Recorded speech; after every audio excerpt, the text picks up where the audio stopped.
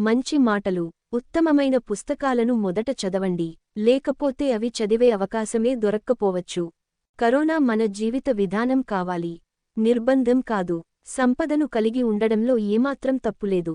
సంపద మీపై పెత్తనం చలాయించినప్పుడే తప్పు ప్రవేశిస్తుంది. నిజాన్ని ఆమోదించని వారితో ఏం వాదించి లాభం ఉండదు. గాలులు అలలు ఈ రెండూ ఉత్తముడైన నావికుడి పక్షాన్నే ఉంటాయి. ఇతరుల తప్పుల వైపు ఎక్కువగా దృష్టిని సారించేవారికి సొంత తప్పులను పరీక్షించేందుకు తీరిక లభించదు. మూర్ఖత్వంతో ప్రారంభమైన కోపం పశ్చాత్తాపంతో ముగుస్తుంది. మనసునిండా నిజాయతీ పెల్లుబకాలే కాని అటువంటి మనిషి తక్కిన ఎంతోమందికన్నా మిన్నగా దేశానికి సేవలు అందించగలుగుతాడు. పండిట్ మోతీలాల్ నెహ్రూ. నాగరికత అన్నది ఒక ఉద్యమం, నిబంధన కాదు. అది సముద్రయానమే కాని ఓడరేవు కాదు. క్షణిక కోపాన్ని అణుచుకోగల వ్యక్తి ఒక రోజుదు ఖాన్ని దూరం చేసుకోగలడు.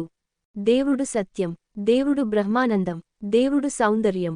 మీ వ్యవహారాలలో మెదడును ఉపయోగించి ఇతరుల వ్యవహారాలలో మీ హృదయాన్ని వాడండి. కలసి ఎదగడం అన్నదానికంటే ఎదగడం అన్నది అంత మంక్యమైనది కాదు. బాధలను తట్టుకోగల అనంత సామర్థ్యాన్నే ప్రతిభ అంటారు. పంతులు లేని బడి, దేవుడు లేని గుడి, మనసులేని మనిషి ఒకటే బాబా. కోపం పాపానికి ధూపం, రోషం దోషానికి మూలం. సతత ప్రయత్నం నైపుణ్యాన్ని కూడా అధిగమిస్తుంది.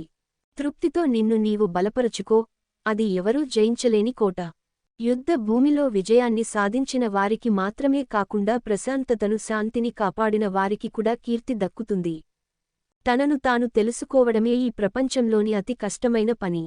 సంతృప్తి పేదవానికి సంపద ఇస్తుంది, అసంతృప్తి ధనవంతుణ్ణి పేదవానిగా చేస్తుంది.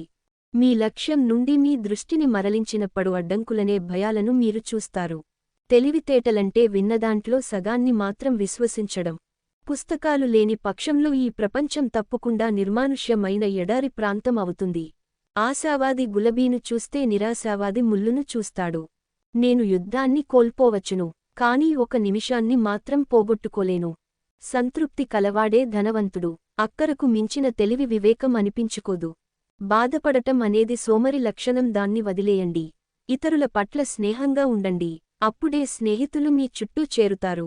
ఇతరుల తప్పులను క్షమించడం, మరచిపోవడం అనేవి మంచితనానికి అసలు సిసలైన నిదర్శనాలు. బావి లోతుకన్నా మనసు లోతు మిన్న.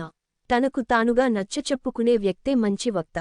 మృదువైన సమాధానం ఆగ్రహాన్ని పోగొడుతుంది. కార్యశూరుడి వలె ఆలోచించు, ఆలోచనాపరుడిగా వ్యవహరించు. అభిప్రాయానికి, ఆచరణకి మధ్య ఉన్న విరామం కాలం.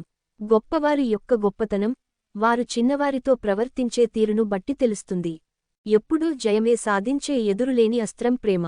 అజ్ఞానాన్ని కప్పిపెడితే మరింత ఎక్కువవుతుంది. నిజాయితీగా అంగీకరిస్తే ఎప్పటికైనా దాన్ని తొలగించుకోగలమన్న ఆశ ఉంటుంది. మీరు మంచివారు మాత్రమే కాదు, మంచికి కూడా కారకులు. రోజులు తెలుసుకోలేనిదాన్ని సంవత్సరాలు ఎక్కువగా బోధిస్తాయి. మీరుగా ఉండండి. పక్షపాత రహితంగా సీదాసాదాగానూ, నిజాయితీతోనూ ఉండండి. మంచి చెడులను ఎంచగలిగే వివేకమే మానవాళి మనుగడకు రక్ష. సుగుణం వెలకు అతీతమైనది.